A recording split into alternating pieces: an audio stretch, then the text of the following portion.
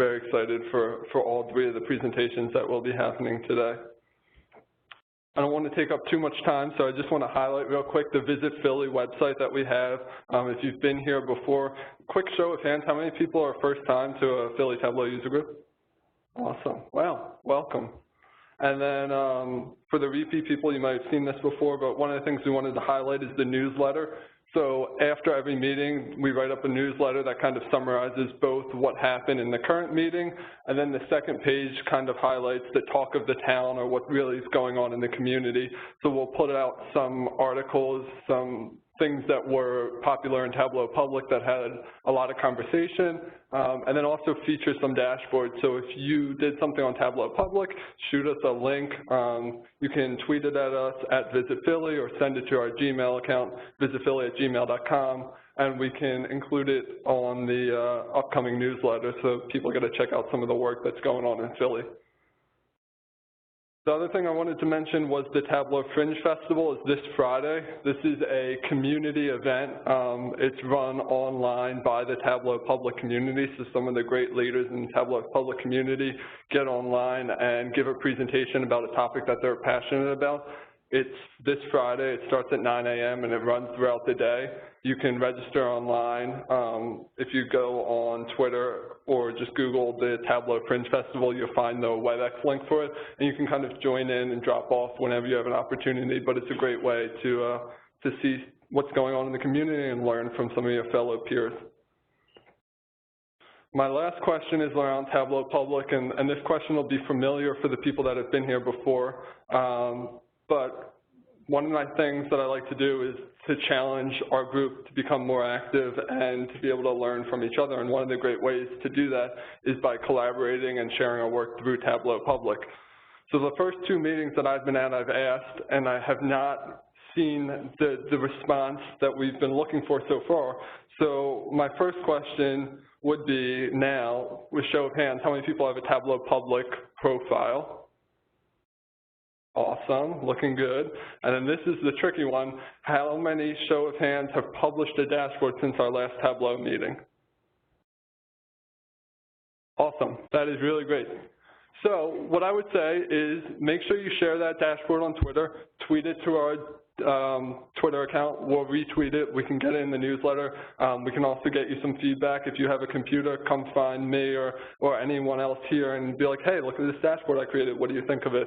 And Tableau Public is a great way to get feedback and continue learning and building your skill set.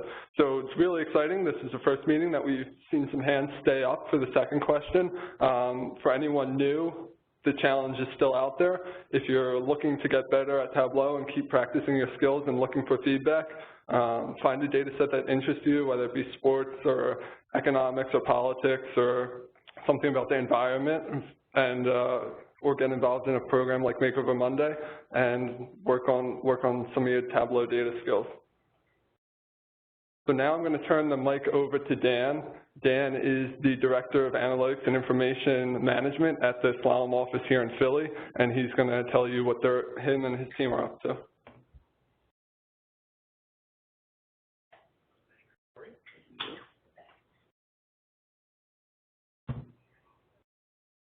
Thank you. All right, hi everyone, I'm Dan Klein. Thanks a lot for coming out. Thanks Josh and Corey for getting this set up. Oh, it auto-flipped to my next slide. Just like 2 seconds on Slalom and who we are and kind of introducing Slalom to Philadelphia. So Slalom is a business and technology consulting company. We operate in 25 markets in the US, Canada, and Toronto. Philadelphia is a fairly new market for us. So we opened up in Philly about 1.5 years ago. So we've really been actively building out our practice, building out our team over that time.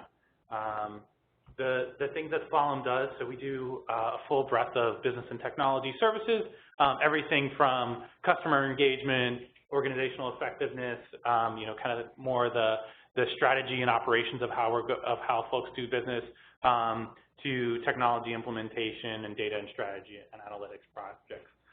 So we really like to work with our clients to do the full breadth of a program so we can understand how we're going to deliver business value all the way out to measurement and advanced analytics. Some of the things that are really important to us are our people. So I encourage you, if you get a chance, to talk to some of the Slalom folks that are here. But people are really important to us because that's what we bring to our clients, and that's how we deliver value. So we're happy to have just out today that we're 2018 Best Places to Work. We've been on this list the last couple of years, as well as a number of recognitions from diversity and inclusion to 100 best companies to work for, to the top consulting companies to work for. So it's a place that we try to kind of create culture and fun and excitement. So I have some of the activities of our team. We really want to create a culture where people learn and grow and do great things for our clients. Specific to Tableau, so we've been Tableau Partner of the Year for 4 years. I'm pretty sure it's as long as they've given out that award, we've won it. And it's really a testament to the partnership and the way that we work with Tableau. So we have guys and girls do fantastic visualization work, but we also really work hard to understand the business value and the why we're doing that work. And so that's what helps to differentiate us in the Tableau space. Some of the other work that we do that's really interesting, specifically in data, we work really extensively with cloud partners like AWS, GCP, and Azure to help kind of build a full breadth of data activities. We're really active in data science, machine learning, AI. There's so much going on in that space and so many great tools out there that we love to help our clients implement and understand. And so we have this saying about loving your future, but we really mean that we want folks to develop a career and a life outside of their work. So that's what Slalom's all about. We'll be here. There's a couple of Slalom folks sitting out here, and hopefully have a chance to network with them later. I don't know what I just on doing this. But I think now I'm going to turn it over to Britt, and she's going to walk through her talk about community.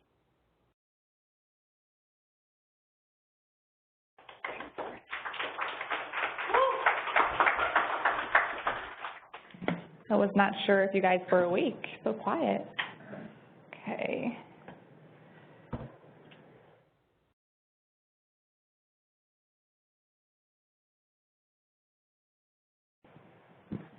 All right. Thank you so much. My name is Britt. I am coming to you from the Bay Area of California. Second time in Philly, super excited to be here. And I actually want to start my talk today by sharing a somewhat embarrassing story, so hopefully you won't judge me too much. So I grew up in Florida. Have any of you ever been to Florida before? Okay, great, a lot of you. Is it fair to say that Florida is a pretty hot place? Yes, it's really hot if you haven't been there, pretty much year-round. But when I was growing up, I loved this denim jean jacket, and I would wear it every single day. And my friends and my family looked at me like I was crazy, and they always say, Brittany, what are you, aren't you hot?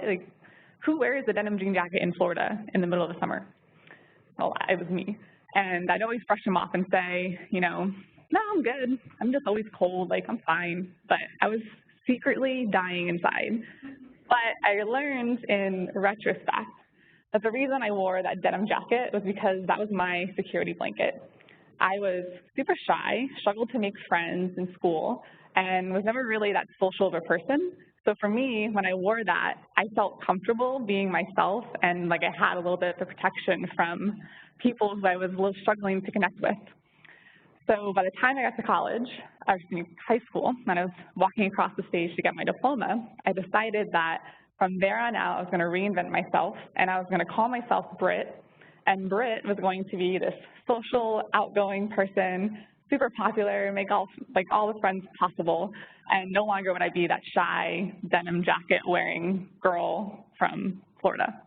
And that's what I did, and it actually worked pretty well. So I got really engaged in college, made a lot of friends, but then I graduated college and I entered the real world and was reminded again that as much as I thought I put that Brittany girl behind, she was still there. And I realized it's really hard to make friendships outside of college because college is really constructed to help you make friendships, right? You live in dorms, you have a light schedule, even though at the time it seems like you're always busy. And I came to realize that, I needed something that I was lacking in the real world. I needed some sort of community. I needed a new denim jacket. I needed something to allow me to be myself, whether I was feeling extroverted that day or introverted that day. And that's how I feel about the communities that I've been involved in. And today I'll specifically be talking about the Data+Women community and how much it's really helped me as an adult feel comfortable and allow me to live to my fullest potential. And I hope that by sharing my story today, that you'll be inspired to continue to engage or pursue new paths to up-level your own career. And this is a really embarrassing photo of me in said denim jacket with my younger brother. So I currently live in Silicon Valley, and it's a really interesting place. Here's some pictures that I've taken to show you. Upper left, we have these weird, conference bikes at some of these tech companies. I don't know how you could have a conference like that. People walking around with strange gadgets on the street. I feel like this license plate really epitomizes the Bay Area. You've got your fancy foreign car and your vanity plate and Save the Whales, Pixar, Docker. And then this picture is a bike I took this weekend. I live down the road from the Googleplex, and their bikes just end up everywhere. And of course, we have amazing neighbors. We have people like Sergey Brin and Mark Zuckerberg, billionaires, innovators. And it can be a really intimidating place to be. And when I moved there 2 years ago, I had an overwhelming sense of imposter syndrome. I had no friends or family in that area. So I knew that I needed to do something to feel like I could belong.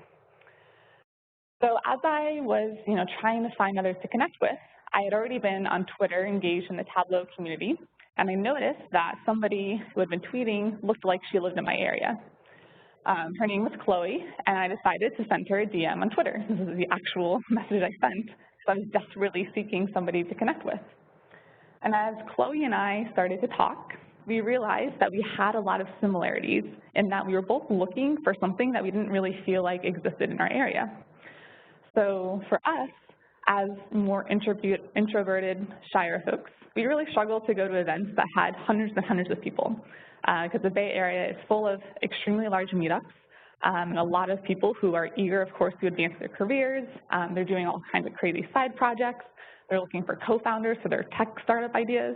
So it's a pretty intense environment, and we didn't really feel like there was a place that it was easy for us to go and to connect with people on a more genuine level.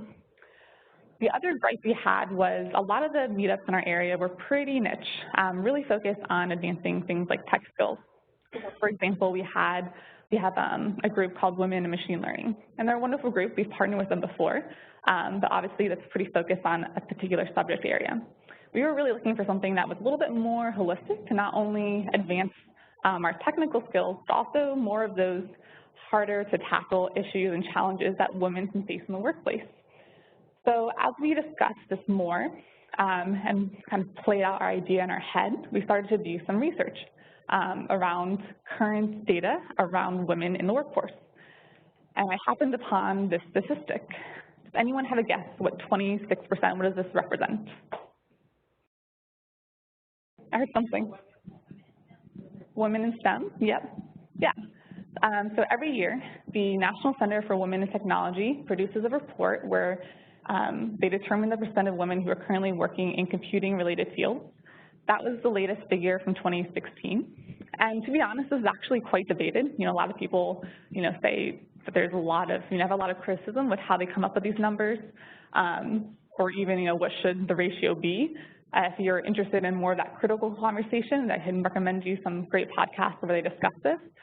But what was more alarming to me besides this, because this was pretty in line with what I was expecting, was I dug a little deeper and I found out that of that 26% of women in computing, only 8% were Asian women, only 5% were Asian women, and only 3% were Black women. And that just really shook me because here I thought, I already knew based on my own skin color that obviously I have some privilege that other people don't. But if I already was experiencing some of the things I was experiencing, I couldn't imagine what other women were going through. So I really kind of pushed us to really seek to explore our idea and make it real. And that's what we decided to start a group called She Talks Data. And She Talks Data actually started as Data+Women. But we decided to rebrand ourselves because we had a set of particular goals and a model that we wanted to push forward. So let me share a little bit more about that. This is me, and that's Chloe, the person I DM'd, by the way. At DataChloe is her Twitter handle, and I'm at DataBrit, by the way. Cough a little bit, sorry about that. So we decided that we wanted to start this group, and we would focus on 3 goals. And all of our meetups would align to one of these goals, and they're super simple. 1, we want to get more women in tech. So we know that, we see the ratio not that great. A lot of the tech companies will say that the reason there's not more women in tech, and I consider a lot of the data roles we do as tech, is because there's not enough women graduating with computer science degrees.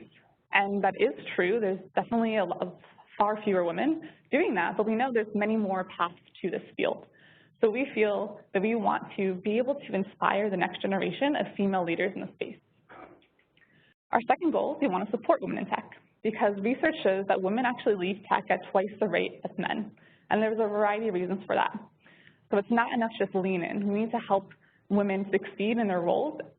So we see our meetup as a community to support the women currently in tech. And lastly, we want to amplify women in tech, because we've heard multiple times that women sometimes get invited to events to speak because they're women, and less so because of their technical expertise. So we really want to provide a platform and to echo to the world how amazingly brilliant our community is. So we are each other's cheerleaders. We offer our meetup as a way for them to present on a particular technical topic. And it's really helped our meetup quite a bit. So aside from these goals, we have a model that's pretty different from traditional meetups. So 1, we limit our attendees to 25, because if we want to foster that authentic conversation, we want to make sure we have it at a smaller scale. The second thing we do is we actually charge a fee. So everyone pays $5 to $10 to come. And the reason we do that is because if you host a free event, you're going to get a lot more RSVPs than people will actually show. So if we're already trying to keep it small, we didn't want to cut it down even further. And the other thing is we don't have a consistent sponsor for us.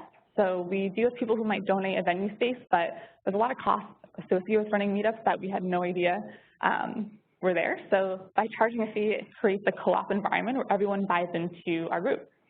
The other thing we do is we hold our meetups every single month, which sounds like a lot, but because we're small, we're able to keep that up. And because we partner, so I partner with Chloe, we alternate who organizes each month. So we're able to consistently provide a space for people to connect over and over again. And we also do a really fun icebreaker at the beginning of all of our events, which helps kind of break the ice and foster that authentic conversation. Now, when we held the first event 1 month after I sent that direct message, I actually started to feel really concerned, because I thought that, if people are paying to come to this event, what if they don't like it? Are they going to want a refund? What if, people also didn't feel the way we felt and the idea just failed? But what I learned was that, if you have a need that's not being met, chances are that other people feel the same. And I was absolutely overwhelmed with the positive feedback that we had received. So this is some photos from our events. Our icebreaker in the beginning is we call it the selfie scramble, and at the end of our events we have a group selfie, which Chloe is awesome at taking because she has a selfie stick. But what's really cool is that we have people that you'll see repeat. So here's Amanda here, and we see Kristen at a couple of our events here, Nicole's over here, and also being helped by Lou right here, who came to this event, Tiffany at this one, she's over here somewhere. So it's I know these people by name. And the great thing is each event we have a mix of return people and also new people. And here's some of the feedback we've gotten. So first one, you've all executed beautifully your ideas. Please keep events small. So perfect, it's validation that small actually does work. Thanks for a great French. I really enjoyed the small group setting, and as someone who has a hard time talking to new people, the speed dating was a good way to get to know people. That's our selfie scramble I mentioned. Great meetup. Good job, Chloe and Britt. I love the format and how we were able to get to know each other. So perfect. This shows us that our icebreaker, small size, is helping to fulfill our goals. My second event was equally as interesting, insightful, and as useful as my first. So people who are coming continue to see return value. We keep seeing messages like, let's keep doing this, exactly what I was looking for, great subject matter and fellow attendees. So all of this feedback really helped us to validate that the gap that we felt was missing, like other people felt the same. And by being a little bit vulnerable and kind of stepping out of our comfort zone to start something new, really had an impact. So with that, the second thing I realized throughout this process was that you can't really underestimate the impact that you can have. And I want to share a quick little story about this picture over here. So did anyone go to the 2016 Tableau conference in Austin? Okay. And of those people that went, did any of you go to the Data+Women meetup? Okay. Okay, so you probably heard some of the beginning part. Chloe and I got to speak at that event. It was TED-style talks, where we each got like 7 minutes to share a story. And you know, TED is ideas worth sharing. So Chloe and I shared our story of our group.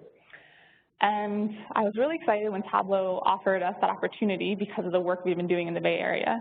But shortly after, I honestly was sick to my stomach because I'd never spoken in front of that many people before, and I didn't know if our idea was that interesting, to be frank. But I'm so glad that we did it because I actually met Katie after that event. Katie, among like many other people, both men and women, came up and gave us such positive feedback and support. But Katie in particularly, we hit it off, and she shared how like she really resonated with my talk, and she was inspired by me making the move to the Bay Area and kind of breaking out of my comfort zone. So I stayed in touch with Katie after that conference. She lives in Indiana, and then a few months ago, she reached out and said, hey, like I'm ready to consider like moving out to the Bay Area. Can you connect me with some folks? So I actually plugged her into the slalom community. She got an interview, and this summer she moved to Silicon Valley from Indiana to start, and she literally lives 10 minutes down the street from me and is my coworker now. And that wouldn't have happened, or maybe it would have at a different point in time, but like if I didn't do that, I never thought I could influence somebody enough that they actually move across country. And if you think that's crazy, after I met Katie, I met somebody else, who I won't say her name because it's not LinkedIn official yet, from Kansas, really similar. We hit it off connected, and she just got a job offer to move out to Silicon Valley, and she's coming in a month. So it's 2 people at this one event that I spent like 3.5 minutes in total since I split it with Chloe on stage that were so inspired they ended up moving across the country. So you really never know the impact you can have. Got some familiar faces here. You got a star over there, Chantilly. We got invited to do a virtual Tableau user group for Data+Women. So this event was all digital, and actually thousands of people registered for this. And we really wanted to take our model and try to make it scalable for the country. So we purposely had our speakers share their video versus like a deck and make it more like a conversation with somebody who was observing. And we were intentional about trying to find a diverse pool of people, not just demographically, but they were also at different stages in their career. So we had more senior level, entry level, and mid-career folks sharing their stories and 3 career tips. That was really amazing. The other thing is, you know, as we started our group, we realized that when you first want to make your idea, you know, a reality, you have some upfront costs. And we wanted to be able to provide a way for other people who had their own ideas to get off the ground. So we started a grant program. I basically pitched my idea to Slalom, got them to donate some money, and then we promoted an opportunity for anyone to apply to receive a grant to fund their idea. The amazing thing about that was once we started publicizing it, 2 additional people from the Tableau community, Curtis Harris and Jeremy Poole, special shout out to them, actually volunteered and wanted to put their own money forward for grants. So we were able to double the amount of grants we were able to give because of them. So we ended up donating to Shiro's, which is in India, United by Data, which is the Data+Women initiative by Ann Jackson and Layla in Phoenix, Women in STEM is a Nepal-based group, and Emily Kuhn's Pretty Strong Smart initiative in the DC area. So we were able to impact globally these different ideas, which is amazing. And if you're interested in learning more about them, you can go to our site at shetalksdata.com/grant. Then the other crazy thing was everyone kept coming up to us saying, I wish you were in my area. And we realized that other people wanted something similar. So we actually started a training program and a starter kit to support the start of chapters in other areas. So these are 2 new chapters of She Talks Data outside the Bay Area. The left one is led by Laura and Serena in Minneapolis. The right one is the NOVA for Northern Virginia chapter led by Alexis. So this little idea that we almost selfishly started in our area because we didn't have what we were looking for, somehow blossomed to have a global impact, which is absolutely insane. And we're even getting so much support from some of the men in the Tableau community. Here are some data kids rocking our She Talks Data stickers. We have Scarlett, the daughter of Curtis Harris, Maggie, who is Chris Jones' daughter, and then Penny and Zoe, the daughters of Adam Crayon. So it's really cool to see little girls with our stickers rocking them out and interested in data. So the third thing that I realized throughout this process is, while it's great that you can, help others feel comfortable and excited about the careers, and you can also make an impact, but these are opportunities for you to really excel your own career. The past 2 years since I started this group with Chloe, I've gotten so many amazing opportunities, from talking at the Tableau conference that they mentioned. I got to go to Geneva, Switzerland to support the UN. I got to partner with our own Women Leadership Network at Slalom and PayPal to host an event with Sally Krawcheck, who's the CEO and founder of Ellevest, which I definitely recommend you check out that company. It's an investment platform for women. I've gotten to come out to DC, where I guess Chantilly also lives. You can see this picture.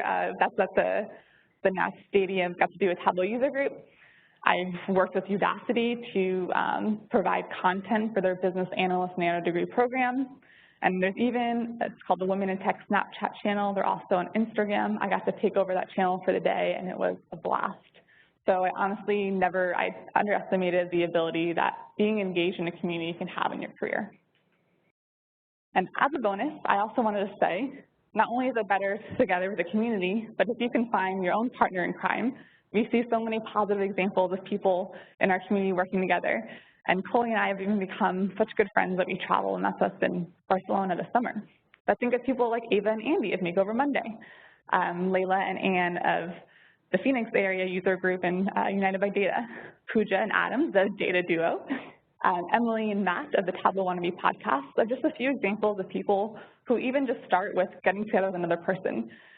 Because as much as being engaged digitally is also really positive, it just goes a long way when you can make that in-person connection too. So just wanted to do that shout out there. So with that, I just want to say that I hope you find your own denim jacket, that you find something that really makes you feel comfortable with who you are, that allows you to excel in your own career. Because I never thought I'd even be sharing stuff like this. It's kind of uncomfortable for me, to be honest, but I just really never realized that just by being myself and just being honest with people, the power and impact that can have, not only on others, but on yourself. So think about it from a professional standpoint and also from just about being who you are. So if you're not part of the community, I definitely encourage you to get plugged in, but if you are, and you obviously are in this one, think about how you can be engaged further, even if it might feel a little bit uncomfortable, because you might be surprised what will happen. Thank you. Happy to take any questions.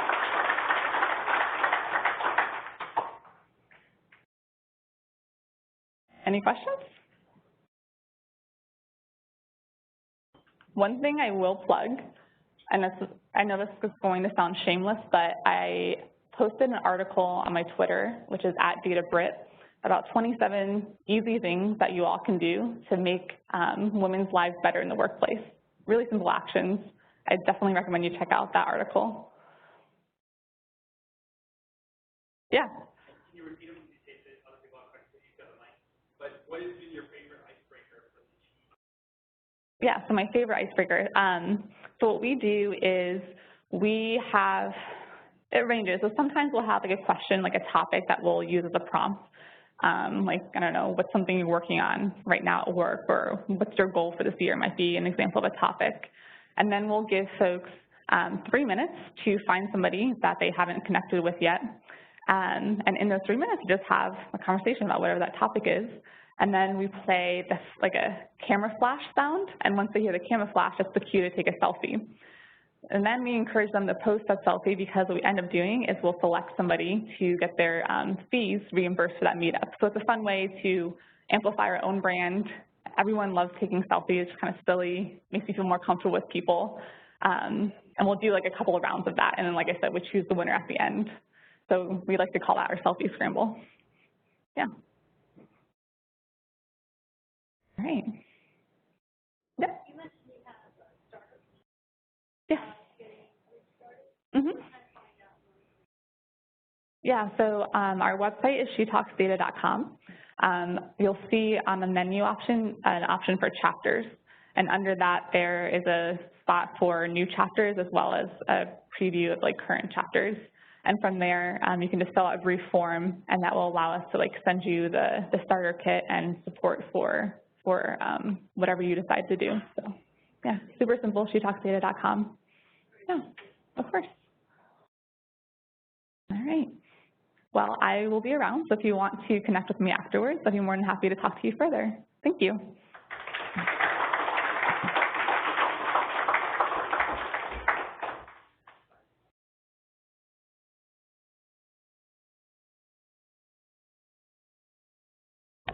I'm not as tall as Britt.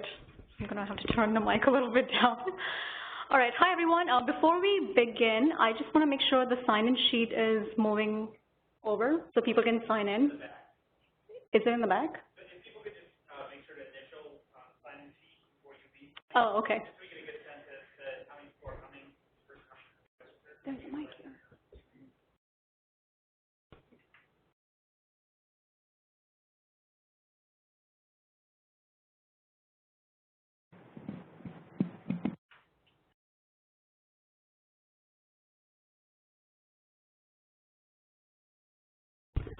All right, we're going to talk about another Data+Women collaboration that we've had here within Comcast.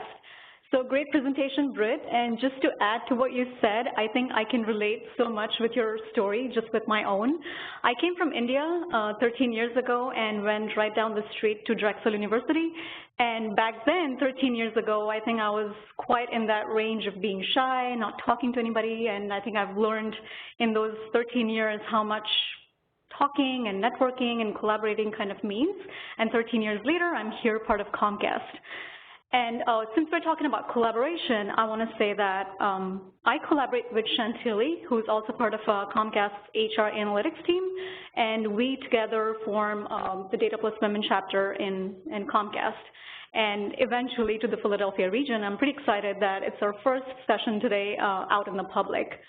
So Chantilly, like I said, is part of part of HR analytics at Comcast. She went to Howard University, and before being part of Comcast, she went to Johnson & Johnson, and I believe she's from New York and resided in Georgia. There are a lot of states around here.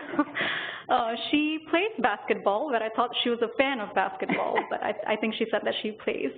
Britt touched on Chloe. Chloe runs Viz for Social Good, which is a nonprofit organization-based volunteering project that she works on, and I'll talk about that more, but we both volunteer for that project to make an impact with data. And she's also a steady participant in Makeover Monday, and we'll hear more about that as well, and she has a major in information systems. All right, so I'll introduce Pooja. She's a senior visualization analyst in the EBI team and Enterprise Business Intelligence team, working for Josh Tapley. In the back there, as she stated before, she's from India. She went to Drexel, majored in chemical engineering, and is now in the data field somehow. Yes, you'll learn about that later as well. She enjoys swimming. We're both travelers as well, and I think we both have like road rage issues. I think that's what linked us together. All right. Alrighty, so the reason that we founded the Data+Women of Philadelphia, we started at Comcast actually. It was at the Tableau Comcast Innovation Day, I would say, and we were like, hey, you know, there's a niche for it here at Comcast. A lot of women have been coming up to us asking us, you know, is there a type of group that they can get involved in that's more focused and centered around women in STEM? And we said, hey, you know, why not found this organization. So we started at Comcast, and we've decided that next year we'll be expanding to all of Philadelphia, since, you know, it's been a really great group so far, and we've had a lot of great events. So that's really why we founded it. These are a couple of photos from our first event. So we really wanted to have events that were focused and tailored towards what our members wanted. So on the first day, or our first event back in June, we had a brainstorming session and asked our members, what would you like from us? A lot of them said we want to see Makeover Monday sessions. This was one of the events that they wanted. They wanted to partner with the Tableau user group. They wanted to learn more about Tableau. They wanted to enhance their skill sets. So we really founded the group to benefit our members. We'll touch on this one. Alrighty, so not only are we a part of the Data+Women in Philadelphia and at Comcast, but we do a bunch of other Viz collaborations with other members in Comcast and outside of Comcast. And these are a couple of visualizations that Pooja and I put together of people that we know within the community and at Comcast that have collaborated. So the first one that you see is the Hidden Genius Project, which is one of the Viz for Social Good projects that Pooja and I first did together. They provided us with a data set. They asked us to create an infographic that highlighted their group specifically, and it was actually selected by the Hidden Genius Project and featured on their website. The second one is also another Viz for Social Good project done by Amar and Tamara Gross. Amar over there. You want to hit on the Tableau Viz of the Day one? Yeah, so the third one that you see is a collaboration that I did with Sean Levin, who is also part of Comcast, and Adam Crean, who is part of Pluralsight. And here we visualized data about Tableau Public. So it's a meta viz that we visualized for stats. And the next one that you see there is a collaboration by Josh Tapley, the very popular Josh, and Sean, who's also part of Comcast again. They visualized, was that The Walking Dead viz? That's right. And the viz right next to that was another collaboration by Jake Riley. Hi, Jake. And Josh again. I'm not sure if there was a third member. I think it was Josh and Jake. And the next one is Jake's collaboration with, I don't know how many, but a lot of people's collaboration visualizing the Makeover Monday stats from 2016. And I just want to add to that these weren't just Tableau collaborations. These were also Tableau and other skill sets. Jake does a lot with R, so the map that you see down below, as well as the mother viz that you see at the bottom, was a collaboration between Jake's skill set with R and our skill set, with some really good Tableau techniques. Alrighty, so Britt touched on how collaboration and being in the community has enabled her career and, broken her out of her shell. So I wanted to start with a quote. Find a group of people who challenge and inspire you, spend a lot of time with them, and it will change your life by Amy Powler. And this has really resonated with me because that's exactly what I did. I'm an introvert as well. It's probably freaking me out right now being up here. So what I did was about a year ago, I decided to break out of my own shell and go into the Tableau community and find groups to where I can talk to people, share my skill set, and do some really good things, have visibility in the community, and that's pretty much what I did. So I'm going to walk you through a couple of things that I did. The first one was I joined the Makeover Monday community, and that's a social data project run by Andy Kriebel and Eva Murray. They post a data set every Sunday that has a reference to an article with a visual that they ask you to make over. And it's really great because you see so many people in the community posting other visuals of how they redesigned this data set. So if you go on Twitter and you type in #MakeoverMonday, you'll see 100 different ways to visualize one data set. And it's a great way to get involved, see other techniques that other people have used, see other design skills that you didn't think were possible. And you can even go to those workbooks specifically, download them, and see exactly like what they did to produce that. Another one is the Tableau user group. So you all know about that. You're here right now at the Philadelphia one. I'm a member of the DC one, as well as Britt mentioned. I'm down there quite often.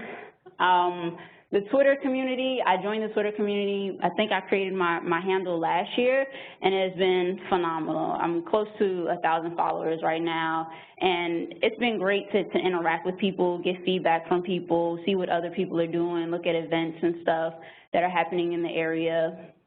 The Viz for Social Good project, as everyone has pretty much touched on so far, is run by Chloe Singh, and that's another way to collaborate not only with members in the community, but with nonprofits around the globe and get some really great visibility and do something for a really good cause.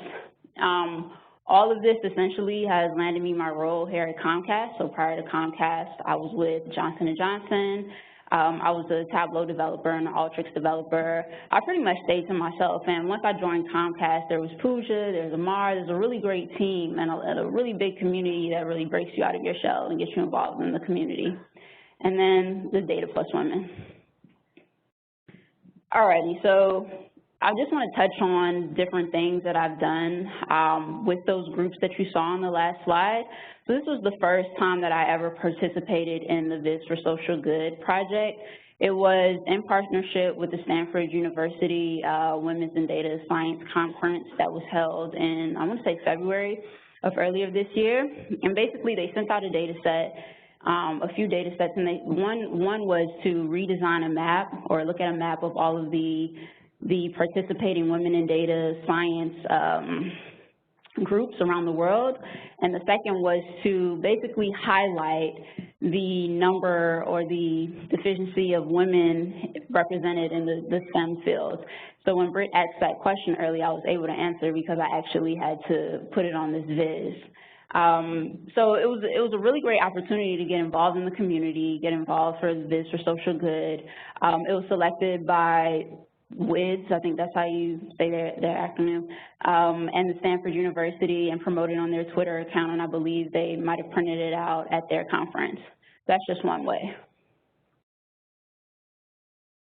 The next one I'm really proud of. I think it's had the most visibility since I've joined the community. A few weeks ago, I participated in the Makeover Monday, which I explained earlier, and the data set that they sent out was around stolen bikes in the UK. And I hadn't participated in a while, and Amar back there was like, hey, we need to get back into this. I took off during the summertime because I travel a lot, so I was like, all right, you know, I guess I can do one. so Amar and I sat down in the cafeteria one morning and knocked these out, and this really goes to the whole collaboration piece, because there were a couple of errors that I've had in here. There were maybe even some colors and stuff, and I worked with Amar to really enhance this Viz.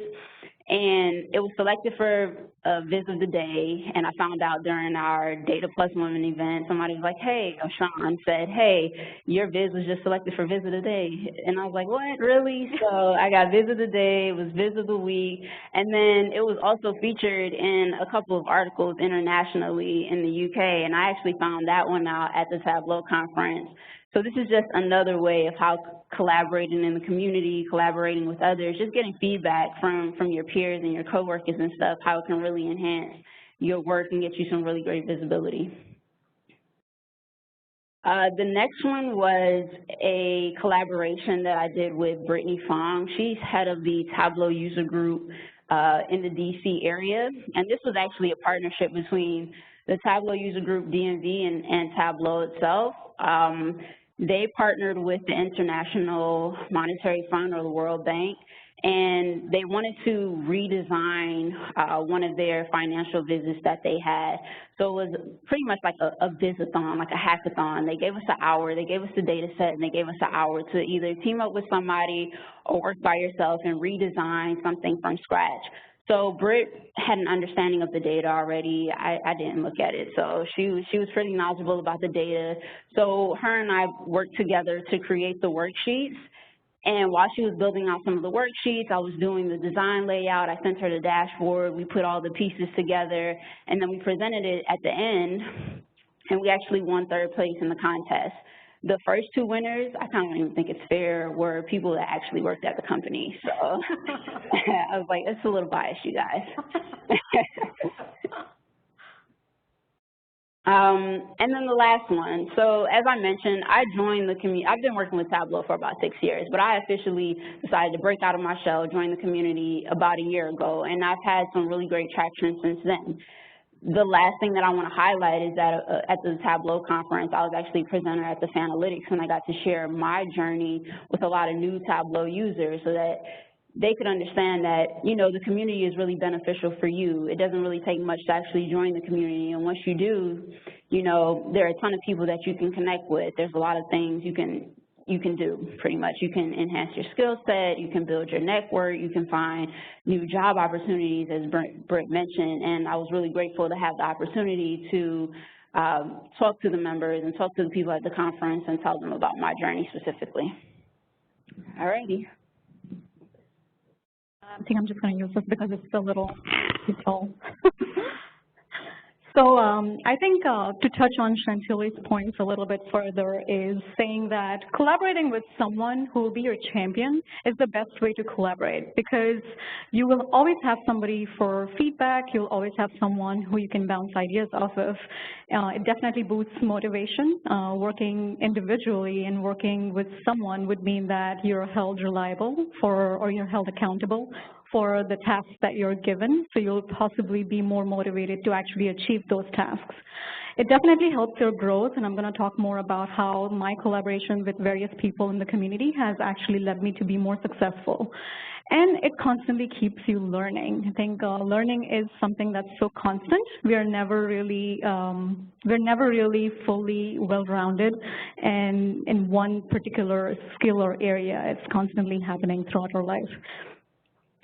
On a regular basis, I collaborate with Adam Graham, who is Tableau's social ambassador and one half of the Data Duo. Our blog is called theDataDuo.com. He got a new job at Pluralsight, I think recently, around 3 months ago. I wouldn't say as part of the collaboration, but as part of our collaboration, we were more visible in the community, which led to his work being visible by potential recruiters.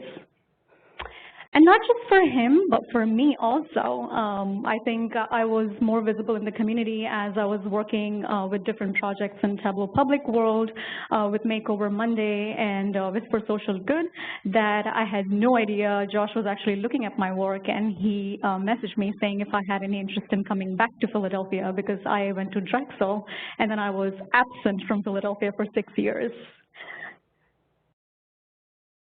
This is another collaboration that I did with Sean and Adam, and why I like collaborating with people is because the joint effort of your work is always better than your singular efforts, is what I believe in.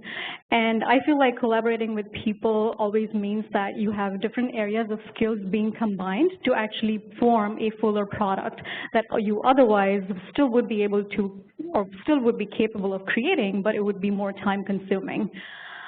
So in this project, Sean was responsible for manually collecting data from Tableau Public and seeing what the visit of the days were, what the colors of the visits were, what the backgrounds were. Adam was more into conceptualizing the design and how the whole thing is going to work. And at the end, I put everything together and laid out the elements and pretty much executed the project. I also feel like having something continuous or having something ongoing always increases visibility. Now, I wouldn't say it always increases visibility in a good way. Now, that's up to you to decide how you are visible. But I think having something perpetual, having some sort of a project that you're constantly working on, definitely creates that visibility for you and for your work in the greater community or even at your workplace. So it really enhances the fact that you're working and it's more visible in the community, and definitely opens new doors of possibilities. Adam and I collaborate, like I said earlier, on our blog. We participated in our year-long project called Dear Duo. That was a project that we just randomly created, saying that we are going to visualize each other's data sets. So we tracked data every month on different themes, and we shared it with each other, and each of us visualized it. Because the fact that I didn't know him and he didn't know me kind of made this project very interesting, not just for each other's learning, but for also learning about our own self and how much of the data we were tracking. We tracked things like hobbies, how many beverages we drink. Luckily, we didn't track how many beers we drink, because then Adam would have totally won. That made our blog basically go on Tableau's website, because they said that, how about you guest post for us so the rest of the world can see how your collaboration led to what you were doing. Not just that, but with Whisper Social, good collaboration with Chloe. She and Britt do great work in the Bay Area, and Chloe is, I don't even know what to say about her. She is so awesome. She does so much work with these nonprofit organizations. I mean, we do work for monetary benefits for most of the time. Our lives are more dedicated to our jobs and our workplaces, which is not wrong.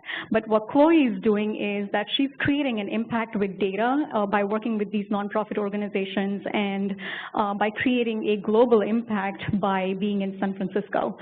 So recently, 6 of us, or like 5 of us, were invited to speak to the United Nations, which is a very good opportunity for us. So Adam and I worked together on a UN viz that they liked, and they called us to speak at their virtual conference, talking to around 131 countries, which is pretty exciting, at the same time very impactful. We also spoke at the conference last year. Well, not last year, it's still this year.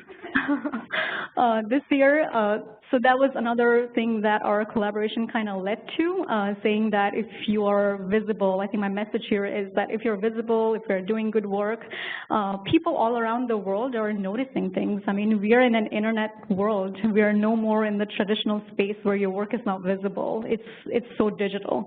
Everything that you do, people are noticing and seeing, so it's a pretty great way to actually share that knowledge and wisdom that you have. Very exciting opportunity, but last month, Tableau invited me to Singapore and Japan, which was again pretty exciting, saying that talk more about how your collaboration with Adam has been, what the data doer journey has been like. And here I was talking to a user group like us here in Singapore, talking about how my journey with data at Comcast and how my collaboration with Adam has been and what that has done for me, for my life, for my career in general, and how things have kind of shaped differently if it wasn't for the collaboration. Lastly, I would like to say that be collaborative, be really willing to learn, because I think if you stop learning, that kind of seizes growth, and be the one who pushes boundaries. Here's a picture of me, not very clear, in Singapore last month, talking to around 700 people. When I was first offered that talk, I was probably going to run away. I was really scared. I was not sure how I'm going to do it, but I took up the opportunity nonetheless to see how I do, and how the impact that I'll have was something that I didn't know, but I've been getting emails from them saying that I think I did a good job. So be the one who pushes boundaries, and I hope you go really inspired from today's talk, and probably go and find a Tableau partner who you can collaborate with. And if nobody, if you have a lot of SEPTA data, feel free to get in touch with Tom later, because he shared a really good SEPTA travels with last VizItPhilly. Okay, so I think this was the end of the presentation part, but we are going to move towards some tips and tricks, and we'll see how that goes with Chantilly. Are you ready? Yeah.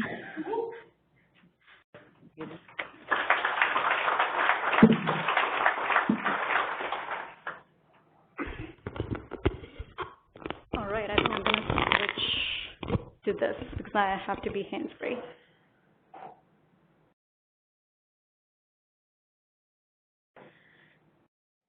Okay, so we're just going to do some really quick tips and tricks. Chantilly and I are going to run through 25 tips each, just to get a proper understanding of the room. How many people here have used Tableau extensively? Now, I don't know how do you define extensively, like more than 3 years, 4 years, 2 years? Okay, so everybody still has an understanding of what Tableau is and how it works, I'm hoping. Okay, so we're going to go over a few tips and tricks really quick.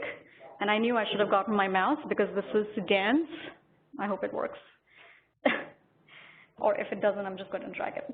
So the first tip that I have is Command and click to copy, and Control plus click on Windows, right? Yeah, that's Control. Using Mac too many times means that if you command and then click uphill, it basically duplicates it. Pretty easy and quick. You don't have to drag another copy on there.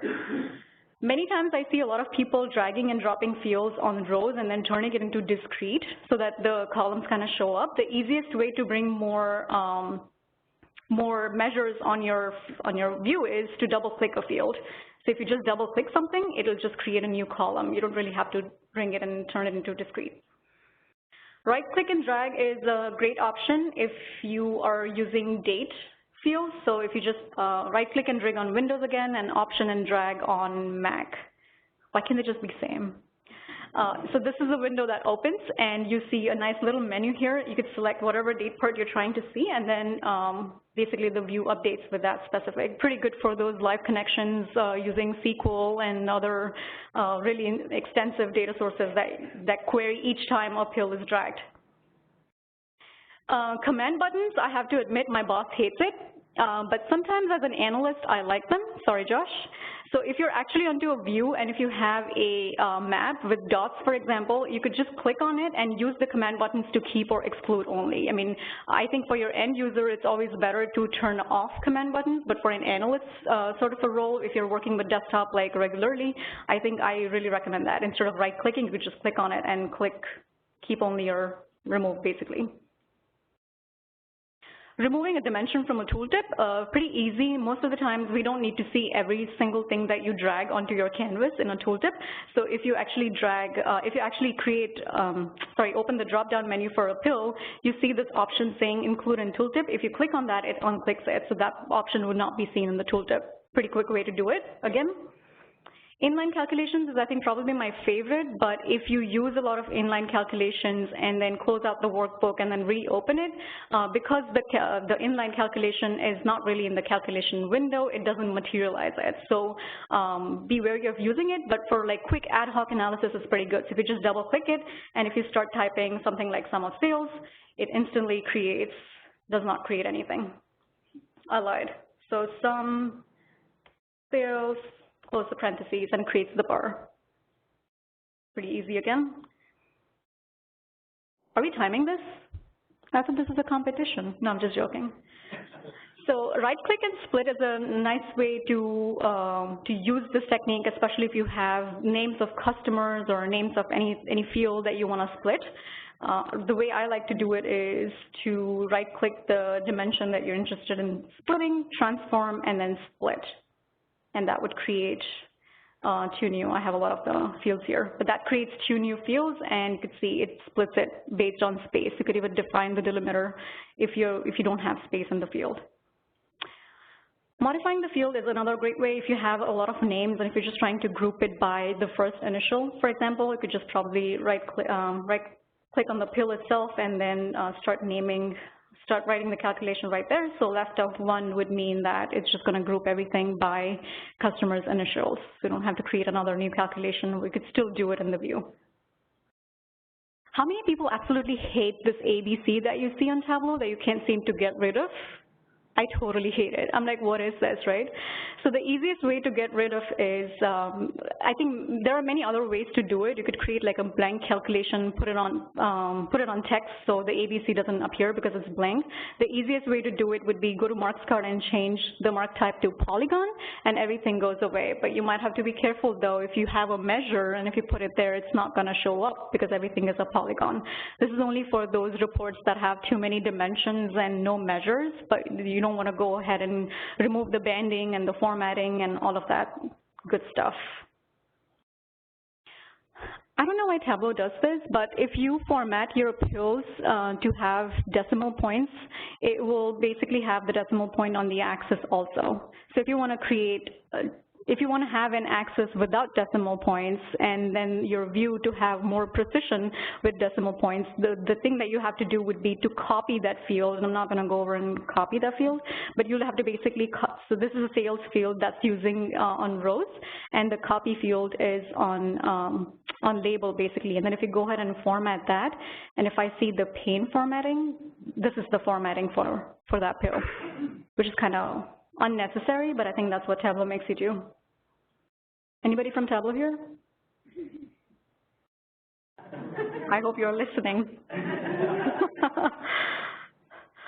Pulling off calculations to a worksheet is another good one. I think I have a calculation here. So if you have a very complex calculation, the way I like to tell people is we do a lot of nested level of detail calculations or anything complex, and you don't know how the calculation is performing. The best way to do that would be to pull that calculation that you have onto your view. So you actually get to see what that part of the calculation is actually doing.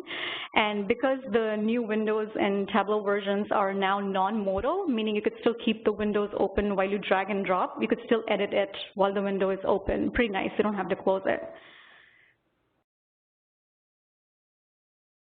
I think this is my favorite trick in Tableau that I've kind of discovered so far is something, if you have a text box, like let's say I have comcastnow.com, there is no link here because it's a text box. And most of the time, if you're running into like a very quick reporting sort of a purpose, then you don't really have an image or things like that. What you could do is you could float an image that is empty. Let me find if I have one actually.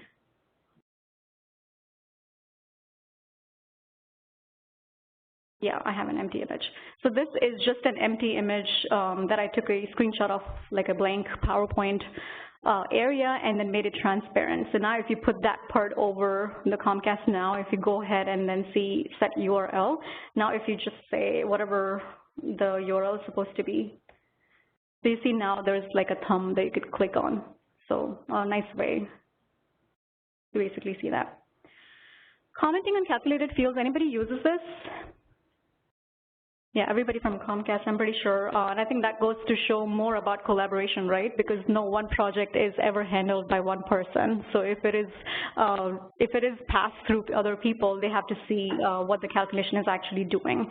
The way to do that would be if you have a calculated field, just hit enter and click double dashes, and then you could say this rocks, and it basically creates a comment on that calculated field.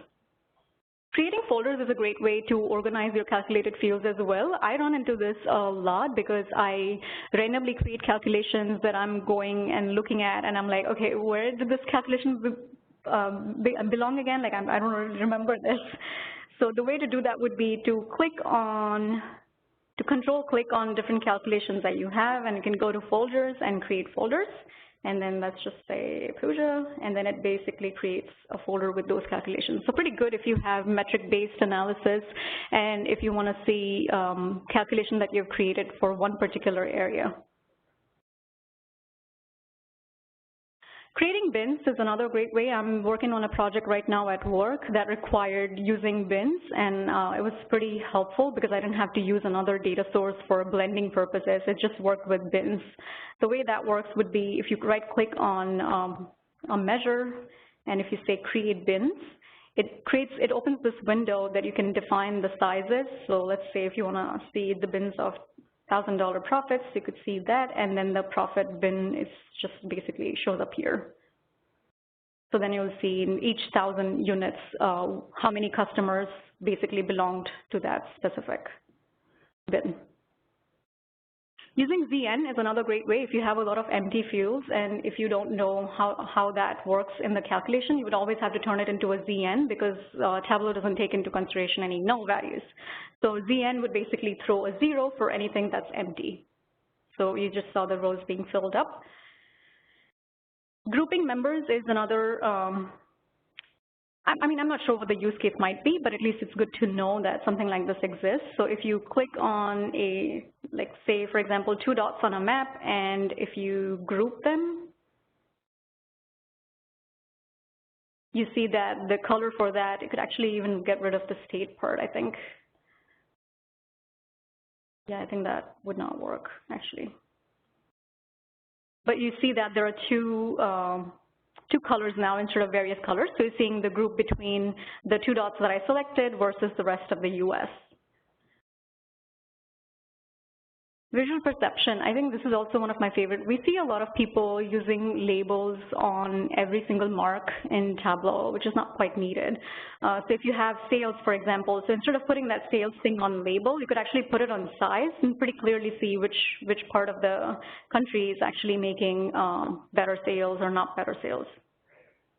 Clusters is another great way to visualize statistical information in Tableau. You can drag cluster from the analytics pane right onto the canvas, and it gives you an option to either automatically set those based on what Tableau discovered in your fields, or you could just define your own clustering. So here you see the one cluster here is just for New York, while rest of the, and California, while rest of the US is not as higher. ASCII characters. How many people use ASCII characters in Tableau? Awesome. I really like ASCII characters as well. Does anybody know what ASCII stands for? Who's using them? Comcast? It's American Standard Code for Information Interchange.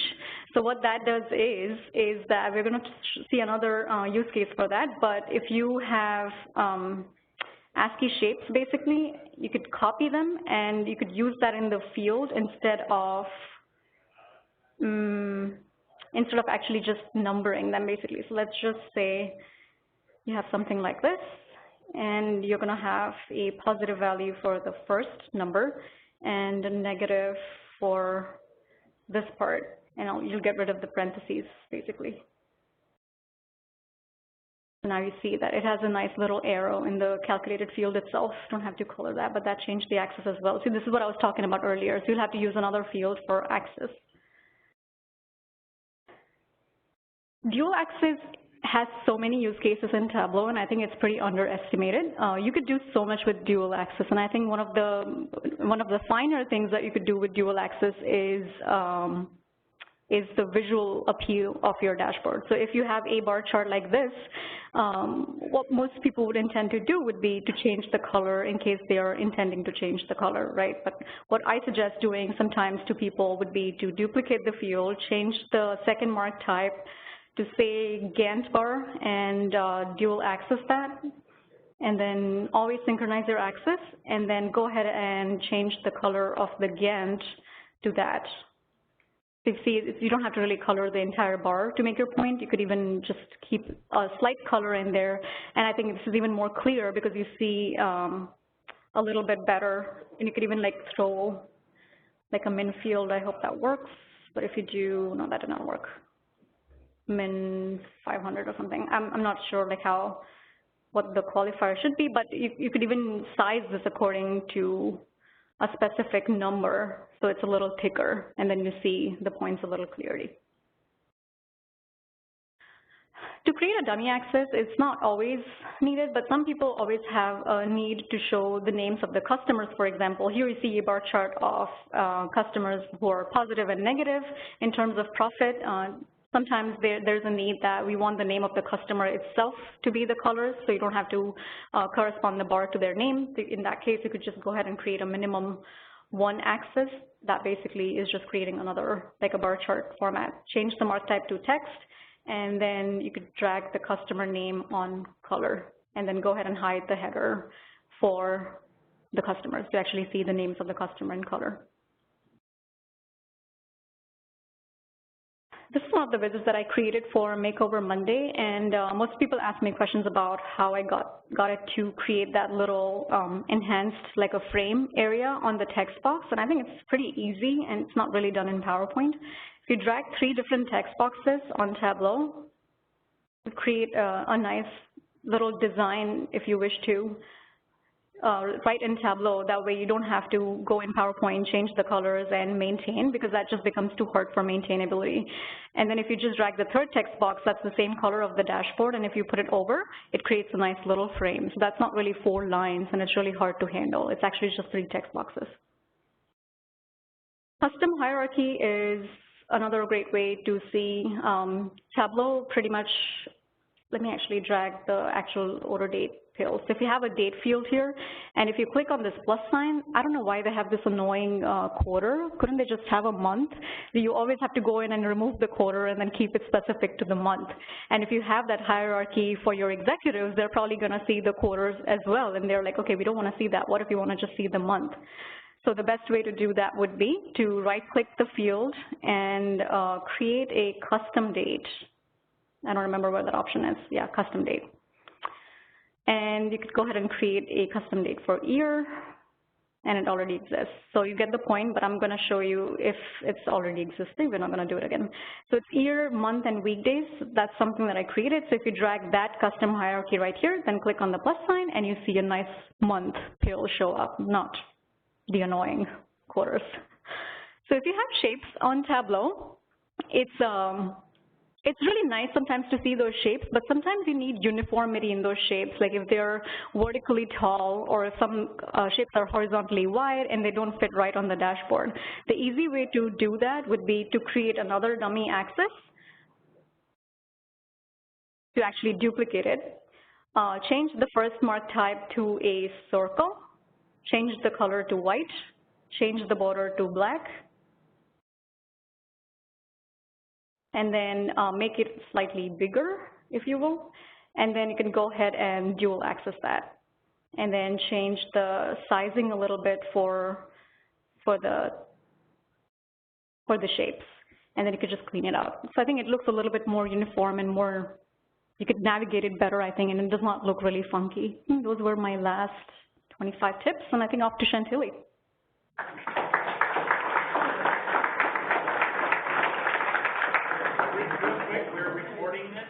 So if you don't speak Puja fast, or you're sitting there trying to record it, we're getting this. So maybe you want to record some, so you can go in tomorrow and wow your boss with all your new Tableau skills. But we are recording, and we'll send it out to everyone.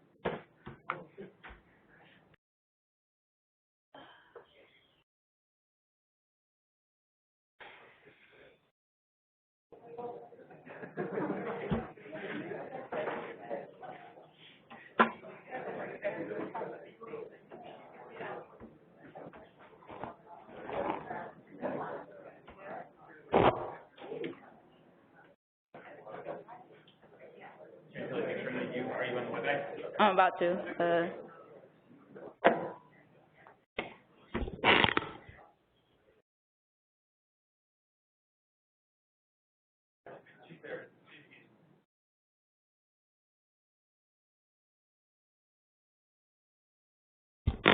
You're not presenting.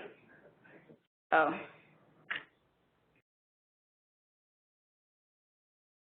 Alrighty, so as Josh mentioned, it's being recorded, so I'm probably going to go just as fast as Pooja, so you can watch it later. Yeah, something like that. Alright, so the first one I'm going to do is coloring a tab. I've created workbooks that had maybe 100 worksheets in them. Sometimes it can get really confusing. The unique thing is that you can right-click on a tab and color it. So I'm going to color it blue, and then what's even neater is that if you select this, you can see that the tab is now blue, and you can maybe even group all of your blue tabs together. The next one is the dimension and title.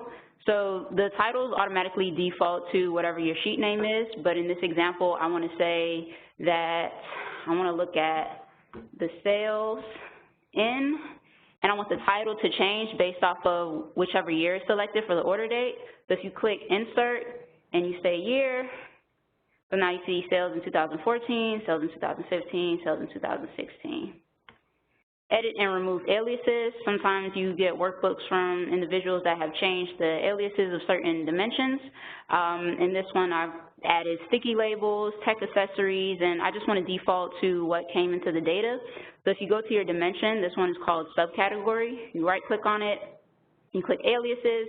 Everything that has a star next to it has been changed. I want to clear all of them. Press OK. Now they're back to the default. Edit, remove, and disable tooltips. This one's a pet peeve of mine. Sometimes when you publish workbooks or you pass them off to other individuals, you'll see this keep only appear, and if they select it, they're like, oh, what happened to the rest of the viz? So you can get rid of that by clicking tooltip and deselecting include command button. So now they can't do that and call you. Clear formatting. Once again, you might get a workbook that has some really weird formatting in it, and you don't want to adjust everything that they've done. You just want to start from the beginning. If you right-click on that space and you select Format, you see everything that's been adjusted has a bold area next to it. I just want to clear everything, and now it defaults back to the original. Highlighting the zero line. So right now, here is the zero line. You can't really see it, and I want to make it bolder. You can click on the Lines tab on your Format pane, and then if you see zero lines here, you can make it red, and we can make it bold and darken it some so people can see exactly where the zero line is at. Adding annotations. There are several ways that you could add an annotation, or there are several types of annotations that you can add. I'm going to add a mark annotation. So if you right-click on one, select Annotate, Mark.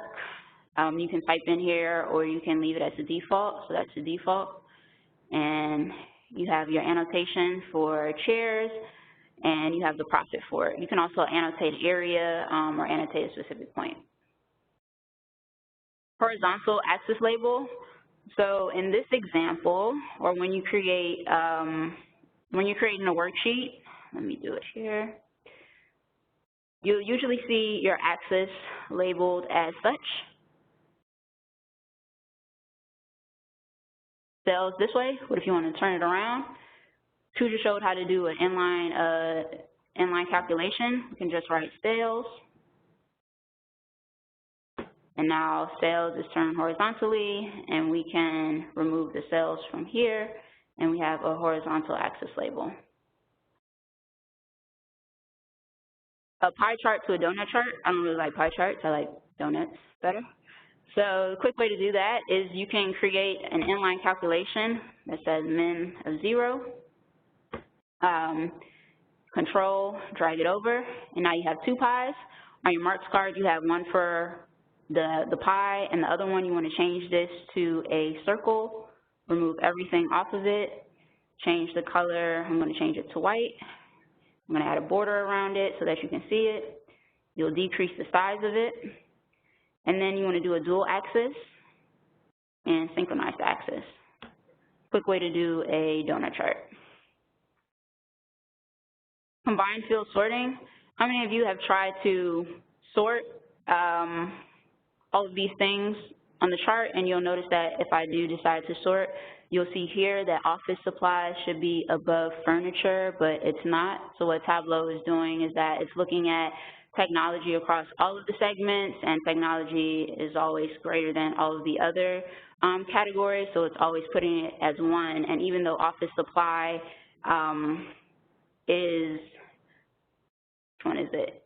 Furniture is second here. Furniture is basically second across the entire thing. So if you wanted to sort, do a nested sort, the way you would do that would be to the 2 fields that you want to do it on. So we're looking at segment and category. You would create a combined field for them. And the way you create a combined field, if you don't know, is if you select one dimension, control, select the other, right click, create combined field. There it is down here. I also created it up here. And you'll take that new field, that combined field, and you'll drag it in between the 2. Then you'll right click and you'll sort on that one, descending cells. And now if you hide it, you see that you've done a combined field sorting.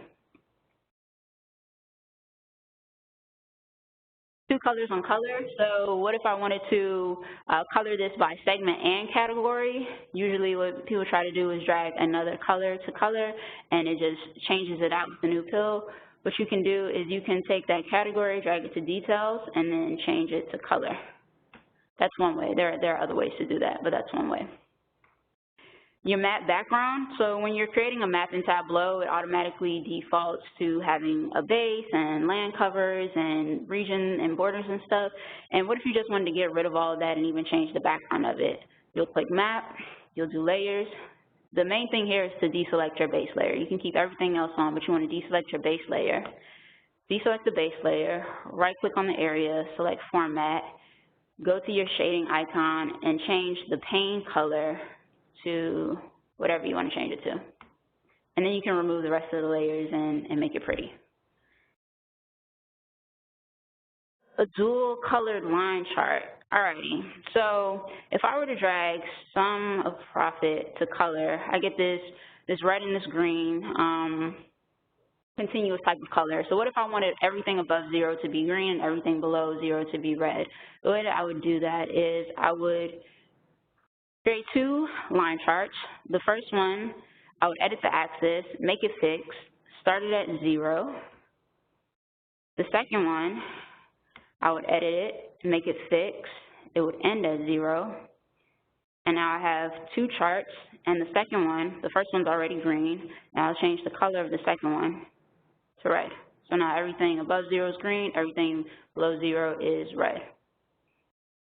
enhanced area chart. So I'm all about design and color and boldness. So area chart just doesn't suit it for me. I need like a pretty area chart. So the way to do that would be to create a dual axis chart, basically. I just press Control and I move profit over next to each other. Select dual axis, synchronize the axis, and now you have 2 profit pills over here. You select your last one. You can change this from area to line, and you can change the color of that to, let me reverse that one. Change the color of your line to blue, and decrease the size of it. So now you have an enhanced area chart. You can't really see it on here because of how small my computer screen is, but I promise you it looks good. Enhanced line chart. So how many of you have seen those line graphs with those nice big circles on them outside of the default ones? The way that you would do that is the same way that we created the enhanced line area chart. You would create another chart. Your second one, you would change from a line to a circle. You can increase the size of the circle. You'll do a dual axis, synchronize the axis, and then you can even change the color of the circles. Red's my favorite color, and decrease the lines of it. Now you have your enhanced line chart. Your data at the top of the chart. So Tableau automatically defaults to placing your dates at the bottom, but you have some people that want dates at the top, and I get this a lot. The way to do that would be Analysis, Table Layout, Advanced, and there's this really neat thing that says Show Innermost Level at Bottom of View when there's a vertical axis. You deselect that, press OK, and now your dates are at the top.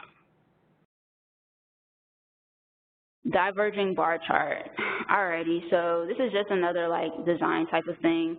I'll drag categories or subcategories to rows, and then I want to look at sales and profits next to each other, but I want them to, that's a bad one, not profit.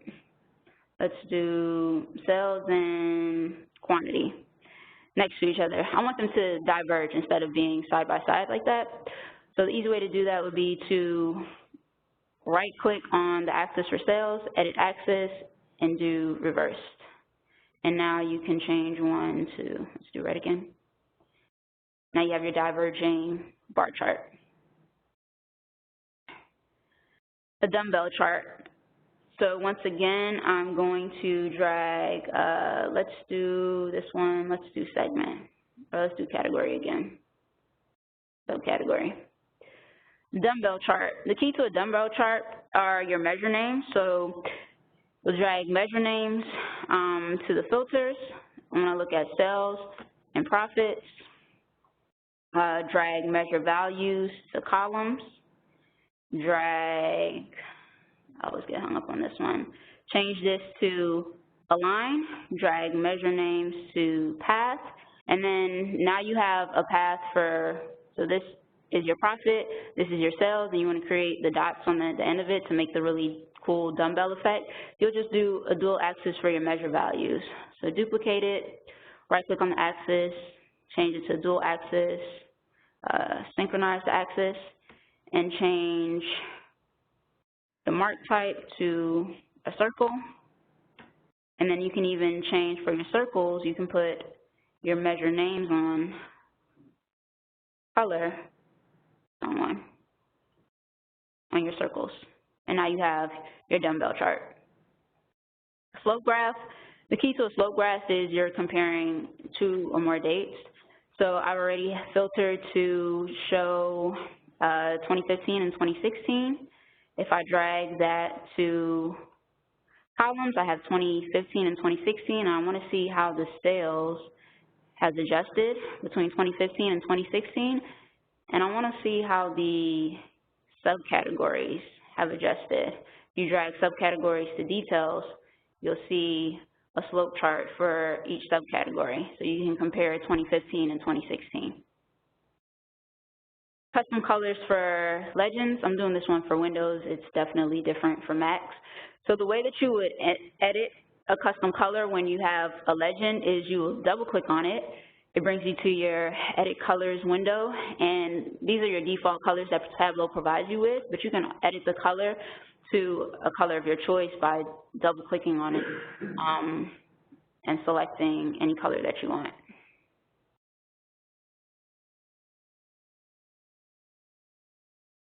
So now we have custom colors. Matching worksheet and dashboard colors. So this one drives me insane when I see black dashboards and white worksheets on top of them. So the way to fix that, you know, so you're not driving me insane, is to right-click on the area, the worksheet, select Format. In the shading area, you can change the worksheet color to match your dashboard color. So now it's nice and uniformed. The next one is aligning and sizing floating tiles. So this isn't, I didn't bring these in as tiles, I brought these in as floating worksheets. And sometimes when you're working with floating objects, you want to make sure that they're lined up, whether it's both on the y-axis or the x-axis. The way to do that would be to select layout. So I see that profit, the y is 131. If I click on sales, oh, it's 131 too. So see, it's not 131 now, but I can make it 131.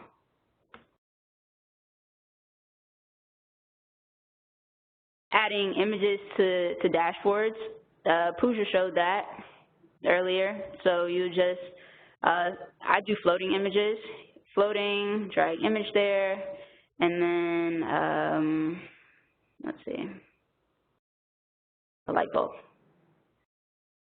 Now you have an image on your dashboard, a light bulb on your dashboard. Adding an info icon to the dashboard. So to create an info icon, the key is to actually bring the icon into your Tableau repository. How many of you know how to get to that on your computer? Okay, a good amount of people. To get to it, it's usually in your My Documents folder. I've moved mine to my C drive because this is my work computer. So it's in your My Tableau repository. If you double click on it, there's this really neat shapes folder. You double click on that, and here are all of the other folders that I've added, but if you haven't added anything else, then your list will definitely be smaller than mine. You can create a new folder and place icons in there. For this event, I created one called DPW, and I placed an info icon inside of it. So now, bless you, when I go to my Tableau dashboard and I go to a blank worksheet, I'll do an inline calculation that just says, click me or read me, smiley face. The marks type is on shape. You can change the shape by selecting more shapes. All of your folders are here that are in your repository. Here's the info icon. Press OK, there it is. And then to bring it onto your dashboard, you would find it in your Sheets window. Bring it in, entire view, hide the title, and then size it. And this is really neat when you want to put like instructions and stuff for users that you don't want to actually place the text on the dashboard. You could just tell them to hover over this and here are your dashboard instructions. And the next one is adding lines, or just really like another design tip. So Pooja showed how she made like text boxes. You can also make like really thin lines in Tableau. The way to do that would be to bring in a blank text box as a floating object. You don't have to put anything in it. I've changed the color to black, and I'm just going to drag it across.